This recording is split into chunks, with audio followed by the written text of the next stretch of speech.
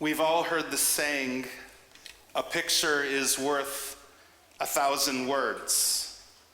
But in 2025, I'm not so sure. It is amazing what you can do with the photos in the palm of your hand. See, we used to worry about the camera that would get our good side. Now, the camera can get any side, and it can be a good side. All of our sides can be good. Our cameras can make us look younger and thinner and more fit and wealthier, and they can even put you in a time and place other than a place that you have ever been. Case in point, here we go. This is me. It gives me more hair. I've always wanted to surf. So thanks to modern technology and Darcy Hershey, she can make you look just like this. The fact is that you've all seen images that are doctored, images that are edited. Hang on one second. It's gonna be a while. Okay. Yeah, because you can go step.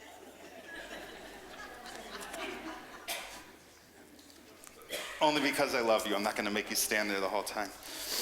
You've all seen images online. You've seen images on front pages of newspapers, and those images were edited, they were filtered, maybe they weren't even true at all. So let me say this up front, no filters tonight. What you see is what you get, and what you get is me in high definition, okay? This is me, this is who you get tonight. You don't get this guy. Because in a world filled with filters and AI images and fake photos, we're left wondering, what's real anymore? And that's not a joke. It's the question of our time, because the truth is, it's not just pictures that we can't trust anymore, it's words too. If a picture is worth 1,000 words, as you've heard and probably have said, what is 1,000 words worth? Depends who wrote them, when were they written, what was the agenda of the writer, do they even align with the way that you vote or you identify or you see the world? And the fact is, before we even talk about the value or the worth of 1,000 words, let me ask a more obvious question. And you can be honest with me. Who here has the attention span to read 1,000 words? Some of you. Well, I know you. That makes sense. But there's some of you, most of us skim headlines, okay? Not if you skim headlines. And you grab sound bites, not if you grab sound bites. And you read quotes that are out of context, not if you've done that as well. And if you're anything like me, you choose the shortest articles to read. And as a result, those words have the power to mislead you to believe in something that isn't fully true or true at all. How many of you in this past year have said, I don't know what to believe anymore? Show me your hands. I know one of you. I know a bunch of you because I've heard a bunch of you say it to me. Right? I don't know what to believe anymore. We live in a society with people blinded by filters and battered by fake news, and it leaves us cynical and disoriented and mistrustful. And it's with this mistrust that you keep your guard up at all times. It's like a virtual filter that keeps you from being your real and honest, authentic self. Pictures lie, words mislead, so how do you know what's real anymore? Our tradition answers that question with a single word. Hineni. Here I am. It's the opening word of the prayer I recited just a moment ago.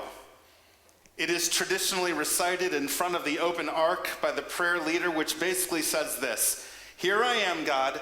Don't hold my congregation accountable for all of the stupid stuff that I did this past year. And lucky for you, I don't do anything stupid, so we're good." Standing in front of the open ark representing this congregation can be daunting.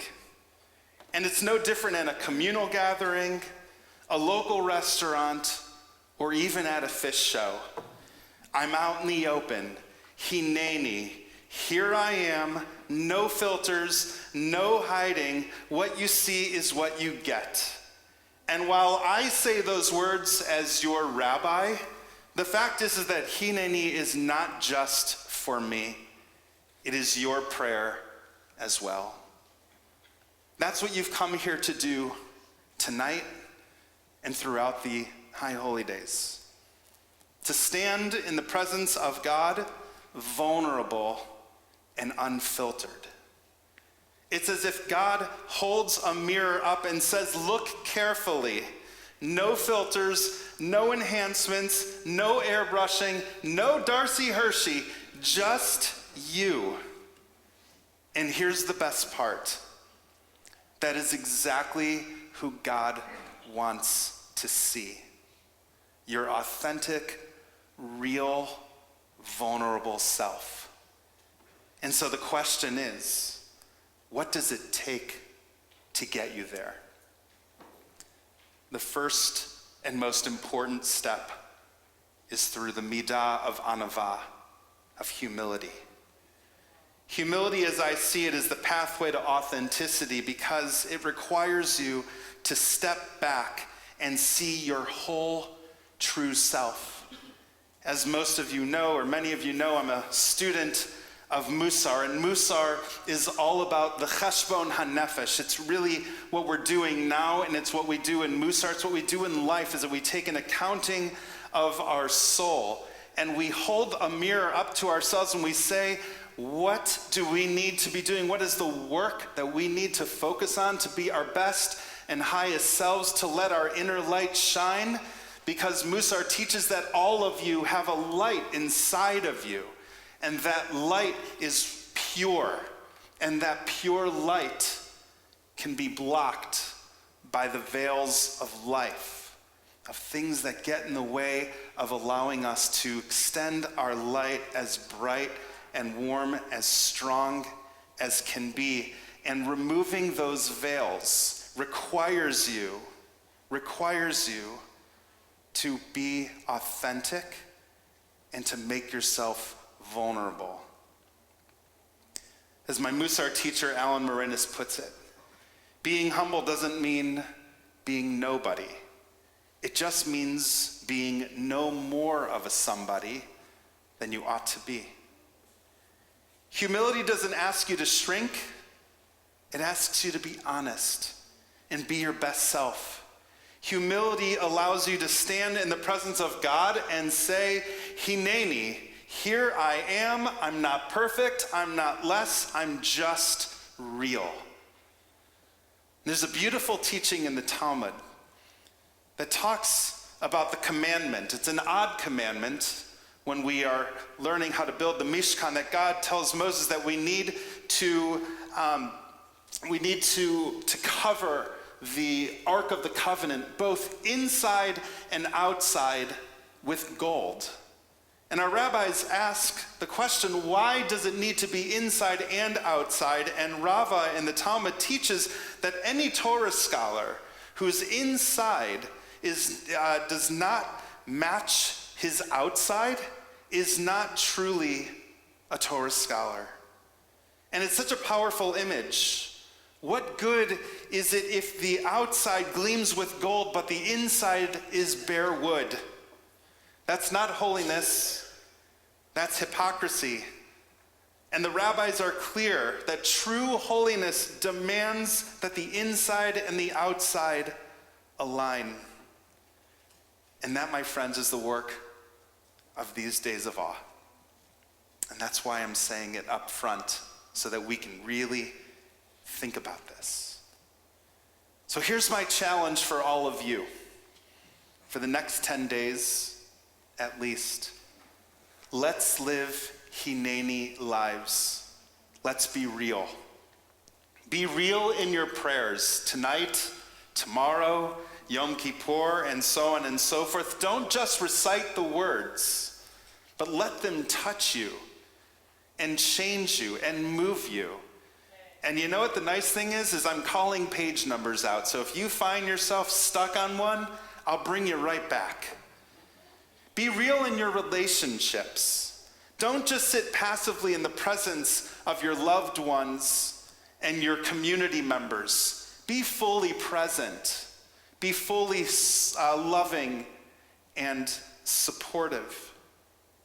And be real in your self-reflection. Evaluate the person looking back at you in that mirror. Not who you wish you were, right? I love this. I've always wanted to be blonde. And I've always wanted to surf. But be real in your self-reflection. Don't try to be the person others expect you to be. Just be your true self, because what you see is what you get. These days of awe are not about being perfect. They're about being real, and real is where transformation begins. And so I want to offer you an answer to the question I asked earlier. And that is, how do you know what's real in a world filled with filters, AI images, and misleading words? And the answer for us is right here at Temple Emmanuel. It's in the holy relationships and human interactions that take shape in our temple family. It's where we allow ourselves in our authenticity and vulnerability to care for someone else, to care for each other, and to be cared for by others. And I know what it's like to stand in that vulnerable place. After my heart surgeries this past year, I was raw, I was dependent, I was exposed, and you, this congregation, came forward with radical hospitality. You carried me when I couldn't carry myself. And yes, one can say, well, of course they do that. He's the rabbi, he's special. But it turns out that I'm not so special. Because recently, we had a lovely couple who temporarily moved to Cleveland. Her husband needed an emergency life-saving lung transplant at the Cleveland Clinic. And they called me, and I invited them to come to Temple. And the night that they came, I invited them to share their story and introduce themselves. And I couldn't even get to them at the end of services because you all bombarded them with love and care and support. You reached out, you showed up, you wrapped them in love. Not because it would grow our membership, because they weren't moving here. And it's not because it was good PR. I didn't see anyone take a photo of themselves with them and post it on social media, say, look at all the cool stuff that we're doing here at Temple. No, it's because of who you are, and who you are is paved with gold inside and out. That's Hineni in action. A community that shows up. Unfiltered, real, and holy. And so throughout this service, I've asked members of our congregation to share their own Hineni moments, real stories, real lives, real truth, and together they're going to help finish this sermon. Because when the world asks, what's real anymore? All you have to do is look within the walls of this congregation. The Hineni, here I am, here we are, and here is what is real.